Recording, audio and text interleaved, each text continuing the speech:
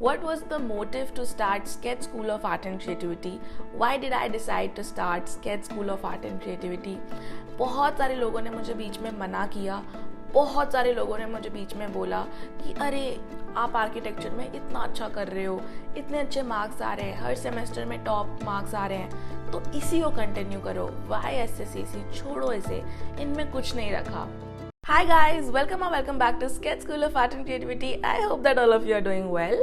अरे इंट्रोडक्शन तो सेम है लेकिन बैकग्राउंड तो बिल्कुल ही बदल गया. नहीं, आज की वीडियो कुछ डिफरेंट है क्या? यस, आज की वीडियो एक बहुत ही डिफरेंट वीडियो होने वाली है.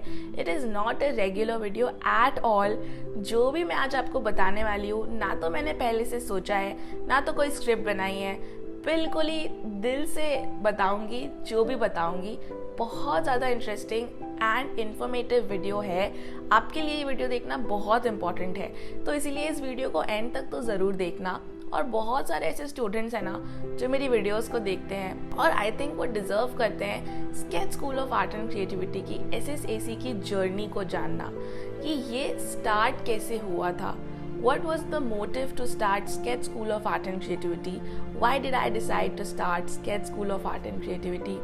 बहुत सारे लोगों ने मुझे बीच में मना किया, बहुत सारे लोगों ने मुझे बीच में बोला कि अरे आप आर्किटेक्चर में इतना अच्छा कर रहे हो, इतने अच्छे मार्क्स आ रहे हैं, हर सेमेस्टर में टॉप मार्क्स आ रहे हैं, तो इसी को कंटिन्यू करो, वाई SSAC छोड़ो इसे, इनमें कुछ नहीं रखा. पर फिर भी आज मैं यहाँ पे आपके सामने हूँ और ये वीडियो बना रही हूँ. Why did I choose SSAC over any other thing and why Sketch School of Art and Creativity is so important to me?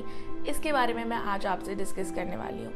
SSAC बिल्कुल मेरे बच्चे की तरह ही है. स्टार्टिंग से लेके अभी तक जितना ध्यान मैंने इस पे दिया है, जितनी मेहनत मैंने इस पे की है और जितना वैल्यू मैं इसे करती हूँ, जितना वैल्यू मैं आप लोगों को करती हूँ, अपने स्टूडेंट्स को करती हूँ, और जितना प्यार मैं आप लोगों से अपने स्टूडेंट्स से करती हूँ, शायद ही मैं किसी और चीज़ को अभी करेंटली इतना वैल्यू कर रही हूँ अपनी लाइफ में. तो ये वीडियो आप समझ गए होंगे मेरे हार्ट के बहुत ज़्यादा क्लोज है.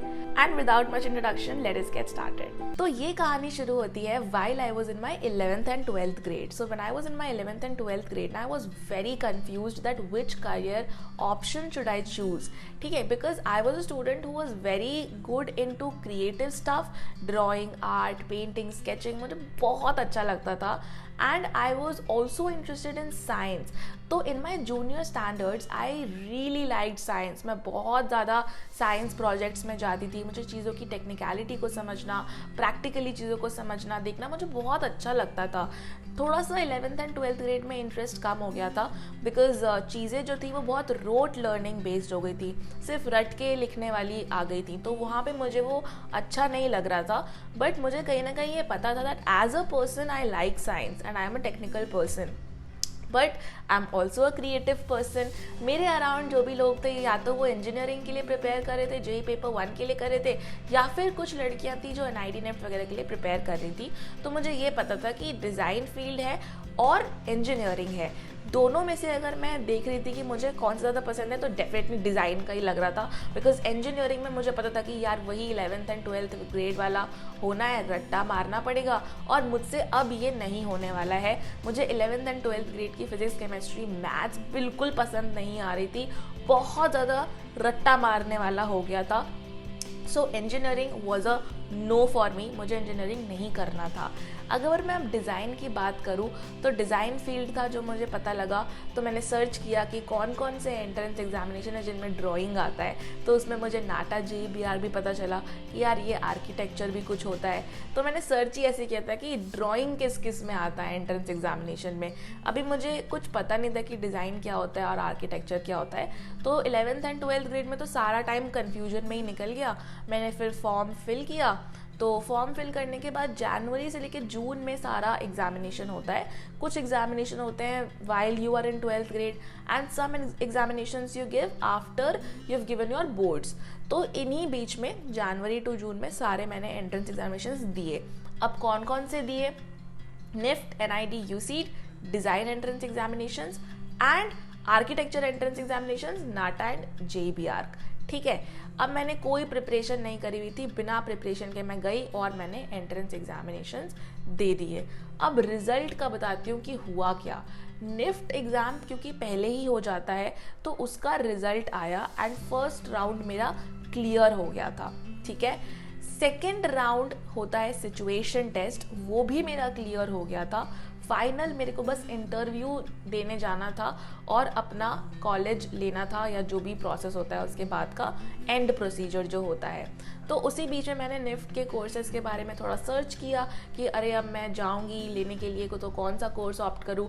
तो भाई मुझे पता चला कि फैशन से रिलेटेड कोर्सेज हैं, एसेसरी डिज़ाइन है, फैशन डिज़ाइन है, फैशन कम्युनिकेशन है, टेक्सटाइल डिज़ाइन है।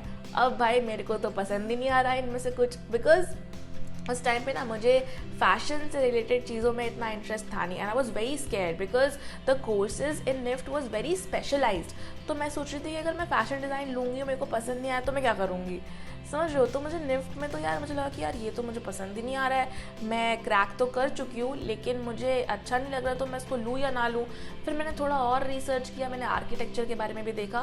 Then I came to know that it's a more generalised profession, like if you are an architect then you can also go into product designing and any other kind of designing, because it's a 5 year course, it's more technical. तो मुझे ये लग रहा था कि यार ये थोड़ा सेफ है कि अगर मुझे आर्किटेक्चर कोर पसंद नहीं भी आया तो भी मैं अपने पसंद की कोई और डिजाइनिंग कर सकूँ, यहाँ तो मैं फंस जाऊँगी। तो आर्किटेक्चर मुझे एक बेटर ऑप्शन लग रहा था, और मैंने नाटा एंट्रेंस एग्जाम भी दिया ही था, तो मैं उसी के रिजल्ट का वेट कर रही थी।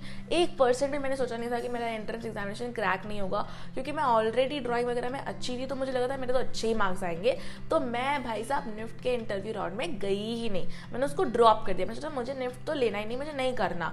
तो निफ्ट NIT UCET मैंने छोड़ दिया कि मुझे डिज़ाइन नहीं करना है, अब मैं आर्किटेक्चर पे ही अपना फोकस करती हूँ। जब नाटा का रिजल्ट आया, उस टाइम पे नाटा में सिर्फ 1 अटेम्प्ट होता था, और जब नाटा का रिजल्ट आया तो बू मैं फेल हो गई ड्राइंग पार्ट में। सोचो भाई ड्राइंग पार्ट में कैसे फेल हो गई, जब मैं ड्राइंग में इतनी अच्छी हूँ, मेरे को इतने अवार्ड्स मिले, सचिन तेंदुलकर से मुझे अवार्ड मिल रखा है, तो मेरे को मोटिवेशन था उस टाइम से कि यार मैं तो अच्छी हूँ, मैं इसमें फेल कैसे हो सकती हूँ, और वो भी कम मार्क्स नहीं, फेल ही कर दिया मुझे ड्राइंग में। क्यों? क्योंकि मुझे perspective sketching, human figures, portraits, मुझे किसी भी चीज़ की टेक्निक आती ही नहीं थी। मैं देख के अच्छा ड्रॉ करती थी, मेरी स्किल्स अच्छी थी, but when it came to drawing from imagination I could not. और कोई भी नहीं कर पाता है। अगर आपको टेक्निक्स नहीं आती हैं, अगर आपको पर्सपेक्टिव की नॉलेज नहीं है, ह्यूमन फिगर्स की टेक्निक नहीं आती है, प्रपोर्शंस के बारे में नहीं पता है, पोर्ट्रेट की टेक्निक नहीं आती है, तो आप इमेजिनेशन से एग्जाम में अच्छा स्केच ड्रॉ ही नहीं कर पाओगे। और सेकंड क्वेश्चन आ रहा था 2D कॉम्पोजिशन का, which is all theoretical concept. उसमें आपको प्रिंसिपल्स ऑफ डिज़ाइन पता होना चाहिए, कलर थ्योरी पता होना चाहिए, एस्थेटिक सेंस होना चाहिए। वो सब भी मैंने पढ़ा नहीं, बिकॉज वो तो आर्किटेक्ट या डिज़ाइनर ही पढ़ा सकते हैं। बिना गाइडेंस के तो आप खुद पढ़ ही नहीं सकते हो, ना किसी बुक से, ना कोई बुक आती है उस चीज़ की। तो वहाँ पे गाइडेंस नहीं होने की वजह से एग्जामिनेशन क्वालिफाई ही नहीं कर पाई। उसके बाद जेई का जो रिजल्ट था वो भी इतना कुछ खास नहीं किया, बिकॉज एप्टीट्यूड, ड्राइंग, मैथमेटिक्स तीनों ही बिना गाइडेंस के क्रैक करना जेई पेपर 2 में बहुत ज़्यादा टफ होता है, इट्स इम्पॉसिबल। और मैंने तो वैसे ही कोई प्रिपरेशन भी की ही नहीं थी। तो अगेन हुआ ये कि मैं आर्किटेक्चर में एडमिशन नहीं ले पाई, and I had to take 1 year drop. अब 1 साल का मेरे पास टाइम था कि मैं प्रिपेयर करूं, और अगले साल जो नाटा एंड जेई का पेपर होने वाला है उसको अच्छे से दूं और एक अच्छे कॉलेज में एडमिशन लूं। ये चीज़ थी मेरी लाइफ में, ठीक है। अब जब मैंने कोचिंग ज्वाइन किया, एक्चुअली तब मुझे पता चला कि कितना बुरा हाल है कोचिंग्स का। They all merge the students together of design and architecture entrance examinations. Drawing की क्लासेस साथ में हो रही थी, एप्टीट्यूड की क्लासेस साथ में हो रही थी, सिर्फ जेई मैथ्स की क्लास डिफरेंट हो रही थी क्योंकि वो होता ही नहीं है डिज़ाइन में, बट एप्टीट्यूड और ड्राइंग की क्लासेस मर्ज होके हो रही थी। टीचर्स को पता ही नहीं था आर्किटेक्चर एंट्रेंस एग्जामिनेशन के लिए कैसे प्रिपेयर करवाना है, ड्राइंग के लिए कैसे टेक्निक्स को बताना है। वो सिर्फ ड्रॉ करके दिखा रहे थे स्केचेस को, और स्केचेस को लर्न करने वाली बात थी जिसका कोई यूज़ नहीं है, बिकॉज एग्जाम में जो क्वेश्चन आएगा वो तो डिफरेंट होगा ना। तो आपको अपने इमेजिनेशन से कोई भी क्वेश्चन ड्रॉ करने आना चाहिए, ना कि सिर्फ एक ही सोल्यूशन आपको पता है वो होना चाहिए, है ना। तो फिर फाइनली मैंने एक फॉरेन यूनिवर्सिटी में एनरोल किया to learn sketching technique. Techniques, because foreign universities में टेक्निक्स पे बहुत ज़्यादा फोकस किया जाता था. ऑब्वियसली ऑनलाइन इनरोल किया, वहाँ से मैंने स्केचिंग के टेक्निक्स को सीखा, पर्सपेक्टिव स्केचिंग को डिटेल में सीखा, ह्यूमन फिगर्स को डिटेल में सीखा, पोर्ट्रेट्स को डिटेल में सीखा, और वहाँ से मुझे कॉन्फिडेंस आया. ऑल्दो मेरे बहुत ज़्यादा पैसे इन्वेस्ट हुए थे उस चीज़ में, बिकॉज इंडिया में ना कोई भी ऐसी जगह नहीं थी, कोई ऐसा कोचिंग नहीं था, कोई ऐसा बंदा मुझे मिला नहीं जो ड्राइंग अच्छे से टेक्निकली सिखा रहा था, जो कि रिक्वायर्ड था एग्जामिनेशन में. और एक बार फेल होने के बाद मैं ये समझ गई थी कि it's all about the techniques, not about the skill, क्योंकि वो तो मेरे पास वैसे भी अच्छी थी. समझ रहे हो? तो यार इस बीच में बहुत सारी चीज़ें हुई थी, पर ये डिटेल्ड जर्नी का एक्सपीरियंस मैं आपके साथ किसी और वीडियो में शेयर करूंगी, अदरवाइज वीडियो बहुत लंबी हो जाएगी. तो बहुत सारी चीज़ें करने के बाद, बहुत सारा जुगाड़ करने के बाद, जब मैंने नेक्स्ट ईयर एग्जामिनेशन दिया, नाटा का भी और JBIAC का भी, तो दोनों में ही मेरे अच्छे मार्क्स आए थे. अगर मैं नाटा की बात करूँ तो नाटा एग्जामिनेशन में मेरे 140 प्लस आए थे, and in the drawing part specially 80 में से अराउंड 60 मार्क्स थे, which was the highest eight that time. तो ड्राइंग में मेरे बहुत अच्छे थे. सोचो सिर्फ एक साल की प्रिपरेशन में मैंने ऐसा क्या क्या सीख लिया जो मेरे सीधा फेल से 60 मार्क्स पे चले गए. बंदा तो वही है ना, हाथ तो वही है, स्किल्स तो वही है, दिमाग तो वही है. तो प्रिपरेशन इज़ द की. अगर आप प्रिपरेशन करोगे, सही तरीके से करोगे, तब जाके आपका ये एग्जामिनेशन जो है वो क्रैक हो सकता है. JBIAC में भी मेरे अच्छे परसेंटाइल आए थे. अब JBIAC का जो मेरा रिजल्ट था वो इतना अच्छा नहीं था for me to get into SPAs and NITs. Drawing part में तो मैंने बहुत अच्छे परसेंटाइल आए थे. I think it was 99.5 plus percentile in the drawing part. But aptitude part मेरा हो ही नहीं पाया ठीक से क्रैक. मैथमेटिक्स पार्ट तो मैं वैसे ही थोड़ी सी वीक थी, मैं मानती हूँ, पर एप्टीट्यूड वाला पार्ट मेरा हो ही नहीं पाया, बिकॉज कि कोचिंग में आर्किटेक्ट्स पढ़ा ही नहीं रहे थे, क्वेश्चंस आर्किटेक्चर बेस्ड आते हैं, and there was no way for me to prepare for the aptitude part on my own without a good guidance which I could not get. तो ultimately मेरा वहाँ पे SPAs एंड NITs में नहीं हो पाया.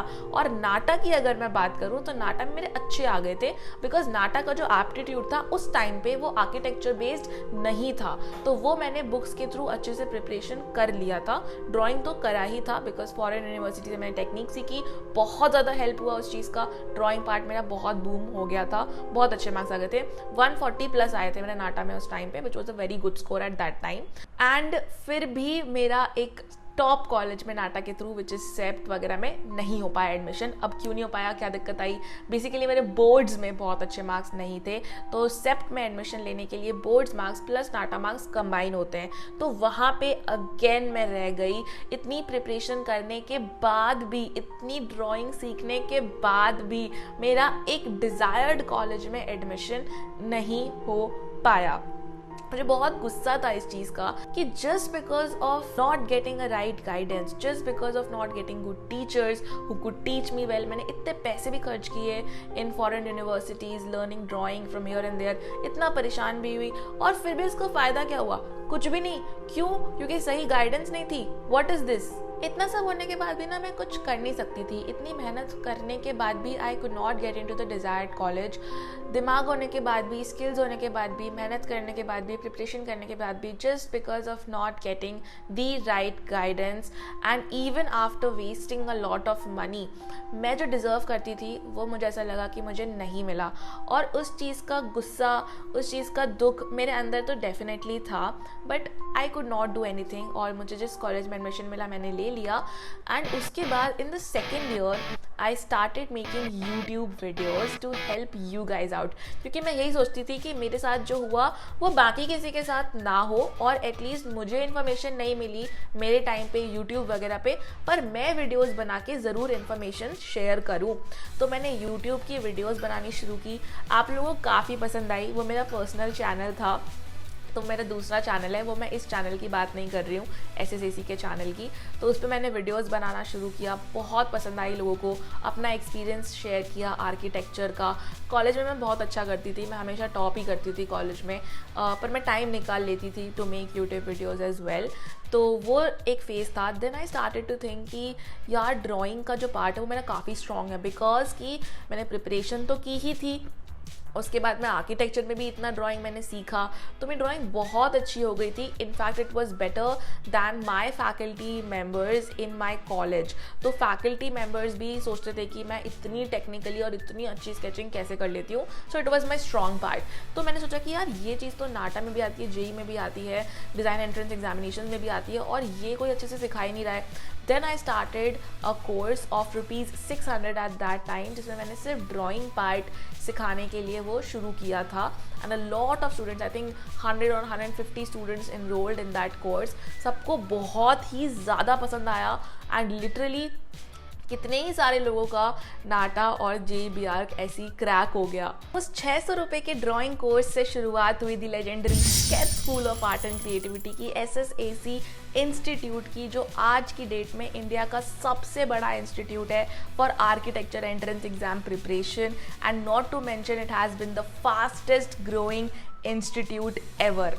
सो because I was already studying architecture, architects के through तो मेरा कॉन्टैक्ट था ही, तो मैंने एक टीम बनाई जिसमें जितने भी आर्किटेक्ट्स हैं उन्होंने अपने अपने टॉपिक्स को डिवाइड किए। कोई हिस्ट्री ऑफ आर्किटेक्चर में अच्छा था, कोई कंस्ट्रक्शन में अच्छा था, कोई रीजनिंग में, बेसिक मैथ्स में अच्छा था। तो हमने डिवाइड किया कि जो जिस चीज़ में अच्छा है वो उन टॉपिक्स को कवर करवाएगा स्टूडेंट्स को। एंड जो ड्राइंग का पार्ट है वो सारा पर्सनली मैं ही हैंडल किया करती थी, क्योंकि ड्राइंग इतने इन डेप्थ में और इतनी ज़्यादा टेक्निकलिटी किसी और भी स्टूडेंट को नहीं आती थी, बिकॉज मैंने ड्राइंग इंडिया से सीखा ही नहीं है। दैट इज़ वाई मुझे जो टेक्निक्स की नॉलेज थी वो काफ़ी ज़्यादा अच्छी थी, एंड आर्किटेक्चर कोर्स में आके वो और ज़्यादा क्लियर और ज़्यादा बेटर हो गई थी। तो वो मैं पर्सनली हैंडल किया करती थी। And you will not believe, आज की डेट में भी ड्राइंग का जो भी पार्ट है वो मैं और मेरी असिस्टेंट फैकल्टी ही हैंडल करती हैं। तो आज भी मैं पर्सनली ही सब लोगों को ड्राइंग सिखाती हूँ। जेई मैथमेटिक्स के पार्ट के लिए हम लोगों ने एक प्रोफेशनल टीचर को हायर किया था, क्योंकि जेई मैथमेटिक्स वाला जो पार्ट होता है ना, वो आपको सिर्फ वही लोग पढ़ा सकते हैं जो मैथ्स, जेई मैथ्स की प्रिपरेशन करवा रहे हैं। उनको बहुत ज़्यादा आइडिया होता है कि किस टाइप के क्वेश्चन एग्जामिनेशन में आते हैं, कौन से टॉपिक्स इंपॉर्टेंट है, कौन से क्वेश्चन इंपॉर्टेंट है, कैसा पैटर्न आता है एग्जामिनेशन में। तो वो मैथ्स के टीचर्स काफ़ी अच्छे से करवा देते हैं। तो इंडिया के बेस्ट जेई मैथमेटिक्स फैकल्टी को हमने हायर किया था, और हमारी टीम तो बहुत ही अच्छी बन गई थी, और हमने इंस्टीट्यूट को बहुत ही अच्छे पेस में शुरू किया। काफ़ी ज़्यादा लोग हमारे साथ ज्वाइन भी हुए थे स्टार्टिंग में, और पहले साल में ही काफ़ी अच्छा रिजल्ट भी रहा था, नॉट टू मेंशन दैट। लेकिन एक चीज़ थी जो हमें और ज़्यादा सॉर्ट करनी थी, वो था कि पूरे इंडिया में नाटा एंड JBR की कोई भी बुक्स अवेलेबल नहीं थी, कोई भी ऐसा स्टडी मटेरियल अवेलेबल नहीं था जो इतना अच्छा हो कि कोई उसे पढ़े तो उसको लिटरली में हेल्प हो।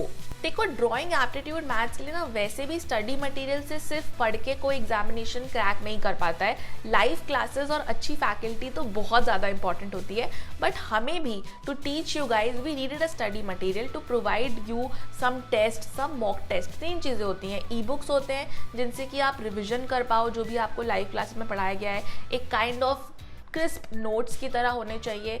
सेकेंडली टेस्ट होते हैं, and third is mock test जो कि हमें बनाने थे। 3 साल का हमें टाइम लगा हमारी टीम को to prepare the perfect ebooks for you, the perfect test for you and the perfect mock test for you. जिससे कि आपने रिव्यूज़ में सुना ही होगा कि सारे स्टूडेंट्स कहते हैं कि बहुत सारे ऐसे क्वेश्चंस हैं जो कि जेई में, नाटा में सीधा रिपीट होते हैं from our ebooks, from our test and from our mock test. उसका यही रीज़न है कि हमने बहुत रिसर्च करने के बाद, बहुत सारे प्रीवियस ईयर पेपर्स को सॉल्व करने के बाद, और फिर ये टेस्ट और मॉक टेस्ट को प्रिपेयर किया है। और जो ई बुक्स बनाई हैं वो इतनी क्रिस्प है और इतनी टू द पॉइंट है कि बिना उसको लंबा किए हुए या बिना एक्स्ट्रा इन्फॉर्मेशन दिए हुए, point wise only the things that are necessary for you to learn, we have prepared the customised ebooks. तो फाइनली एक परफेक्ट टीम रेडी करने के बाद, परफेक्ट मॉक टेस्ट बनाने के बाद, परफेक्ट टेस्ट बनाने के बाद, परफेक्ट ई बुक्स बनाने के बाद, जो हमारी मेहनत है वो रंग लाई थी। लास्ट ईयर के जो हमारे रिजल्ट थे वो बहुत ही ज़्यादा अच्छे गए। 1/4 स्टूडेंट्स के टॉप मार्क्स आए नाटा में, एंड 1/3 स्टूडेंट्स के टॉप मार्क्स आए JBR में। शायद आपको ये लग रहा हो कि क्या ही फ़र्क पड़ता है, 1/3 है, ठीक है, इतने तो आने ही चाहिए, पर ऐसा नहीं होता guys. This is a competitive examination. 70-80 हज़ार लोग एग्जामिनेशन की वजह से सिर्फ 1500 बच्चे उसमें से सेलेक्ट होते हैं, और हमारे इंस्टीट्यूट से अगर 3 में से 1 बच्चे के टॉप मार्क्स हैं तो आप खुद ही सोच लो मतलब मैं स्टूडेंट से बात करती हूँ, यही कहते हैं कि जो बच्चे एसएससीसी में उनके साथ थे, जो उनका फ्रेंड्स का ग्रुप था, जो सर्कल था, वो पूरा का पूरा एसपीए दिल्ली में गया है। अभी भी 6-7 बच्चे ऐसे हैं एसपीए दिल्ली में जो सिर्फ एसएससीसी से हैं। 40 बच्चों की तो सीईटी होती है, उसमें से 6-7 बच्चे अगर एसएससीसी से, तो आप खुद सोचो कि उन्होंने कितनी मेहनत की है। डेफिनेटली 110% यार उनको तो है ही क्रेडिट, पर हमने भी बहुत मेहनत की है। ये चीज़ मेरे दिल के इतने क्लोज है ना कि मेहनत अपने आप ही आती है, बच्चों के लिए केयर अपने आप ही आती है कि यार नहीं, एक बच्चा भी आएगा तो वो टॉपर बन के जाना चाहिए। अगर वो थोड़ी सी कंसिस्टेंसी, थोड़ा सा डेडिकेशन दिखाए तो क्यों नहीं यार, 110% आप टॉपर बन सकते हो। हम इतनी मेहनत कर रहे हैं आपके लिए, आप भी थोड़ी सी करो और आप कहाँ से कहाँ पहुँच जाओगे आपको पता भी नहीं चलेगा। लास्टली मैं सारे स्टूडेंट्स को थैंक करना चाहूँगी जिन्होंने इतने प्यारे प्यारे वीडियो रिव्यूज़ भेजे हैं, इतने प्यारे प्यारे गूगल रिव्यूज़ लिखे हैं, पर्सनल मैसेजेस करते हैं थैंक करते हुए कि हमारी वजह से उनका हो गया क्रैक, जो कि उनके खुद की वजह से भी 100% है, पर वो फिर भी हमें ऐसा क्रेडिट देते हैं। So I am really thankful to all the students. तो ये वीडियो उनके लिए भी है कि all the very best for your future, जो भी अच्छे अच्छे कॉलेजेस में गए हैं। और ये चीज़ मेरे दिल के इसलिए भी क्लोज है क्योंकि आर्किटेक्चर में ना लोग कहते हैं पैसा नहीं है, जॉब नहीं है। तो एवरेज कॉलेजेस में अगर जाओगे तो सच्ची में जॉब अपॉर्चुनिटीज़ कम है, प्लेसमेंट्स में बहुत कम पैसे मिलते हैं, पर अच्छे कॉलेजेस में अच्छी अपॉर्चुनिटीज़ 110% आती है, अच्छा एजुकेशन मिलता है, अच्छा एनवायरनमेंट मिलता है, आपकी स्किल्स 100% तक पहुंचती हैं और आपको जो प्लेसमेंट्स मिलती हैं वो बहुत अच्छी मिलती हैं। तो भले ही लोग हमें थोड़े से पैसे अभी दे रहे हो, थोड़े पैसे इन्वेस्ट कर रहे हो, जो कि काइंड ऑफ चलाई जाता है क्योंकि बहुत सारी जगह पेमेंट करनी होती है, टीचर्स को देने होते हैं, जो हम सॉफ्टवेयर यूज़ करते हैं उसको, एलएमएस प्लेटफॉर्म, हमारी वेबसाइट है, हमारी एडिटिंग टीम है, बहुत सारे लोग हम इस पे काम करते हैं। तो फीस अगर नहीं होगी तो चीज़ें इतनी अच्छी लेवल पे नहीं कभी भी आ सकती फ्री किसी भी कोर्स में। तो वो चीज़ तो है ही, लेकिन जो आप थोड़े से पैसे अभी यहाँ पे इन्वेस्ट करते हो उसका आपको अंदाज़ा नहीं है कि कितना ज़्यादा रिटर्न मिलेगा once you get good placements. 100 times भी ज़्यादा आपको रिटर्न मिलने वाला है अपनी लाइफ में इस इन्वेस्टमेंट का। तो ये चीज़ तो आपको अच्छे से समझना चाहिए कि एजुकेशन में इन्वेस्ट करना is the best investment. Obviously आप लोगों को भी दिल से थैंक यू जो मेरी वीडियोस को देखते हैं, पसंद करते हैं, शायद आप अप्रिशिएट भी करते हो, क्योंकि हम बहुत मेहनत से यूट्यूब वीडियोस भी बनाते हैं। नॉट टू मेंशन दैट हर एक वीडियो पे हम बहुत ज़्यादा काम करते हैं और तभी वो रिलीज़ होती है। कोई भी ऐसे ही वीडियो हम रिलीज़ नहीं करते हैं। तो अगर आप चैनल को सब्सक्राइब करोगे और बेल आइकन प्रेस करोगे तो 110% आपको जो इन्फॉर्मेशन मिलेगी it is going to be the best on all over YouTube. Guys lastly मैं यही कहूँगी कि अगर आपको आर्किटेक्चर करना ही है तो आप एक अच्छे कॉलेज से करो, बहुत फ़ायदा होता है इस चीज़ का। और अगर आपको अपनी प्रिपरेशन करनी है तो एसएसएसी से बेटर आपके लिए कोई भी प्लेस नहीं है, इस चीज़ की आप गारंटी ले लो। आप चाहो तो किसी भी और कोचिंग में जाके अपना डेमो अटेंड करके देख लेना और फिर हमारा भी डेमो अटेंड करके देख लेना, आपको डिफरेंस तो वहीं पर समझ में आ जाएगा। रिजल्ट्स भी आपके सामने हैं। तो अगर आपको हमारी स्टोरी अच्छी लगी हो, मेरी स्टोरी अच्छी लगी हो, एसएसएसी की जर्नी अच्छी लगी हो तो चैनल को सब्सक्राइब कर दो, वीडियो को लाइक कर दो और कमेंट में प्यारे प्यारे कमेंट करके बता दो कि आप किस कॉलेज का एम कर रहे हो, आपको कौन से कॉलेज में जाना है। मुझे कमेंट करके ज़रूर बताना कि आपका एम क्या है, मुझे जानने में बहुत अच्छा लगेगा। और मैं आज बहुत प्राउड फील करती हूँ कि मैंने किसी की बात नहीं मानी और मैंने यही कंटिन्यू किया। So thank you so much guys for watching the video and let us meet in the next video. Bye. Hi everyone, I am Yash Asodekar and I have scored 99.66 percentile in my JEBR examination. I am Ishita Garg. I am a student of SSAC Institute. I have scored 99.99 percentile in my JEBR Session 1 2023. Hello there, my name is Nandini Singhal and I have been a student of SSAC Institute. To tell you, this is not any other ordinary setup. There's a whole team working on it. Everything about this institute, the study material, the mock test, the to-the-point content is just awesome. Also, some questions were very predictable and those teachers gave me those questions which I made mistakes in tests, and the same question by luck was there in JEBR examination. Literally, I would find the same questions which were there in the mock test as it is in the examination. 2023 session 1, I found that some of the theory questions were repeated from the tests that I have given. Ma'am thank you, बहुत ज़्यादा बड़ा contribution था आपका, बहुत ज़्यादा बड़ा। Exam को crack करने के लिए ना सबसे पहली चीज़ तो सपोर्ट ही चाहिए होती है, बताने को चाहिए होता है कि करना क्या है। तो वो सारा ही आपसे ही आया है और कहीं से नहीं आया क्योंकि रिसोर्सेज बहुत कम है।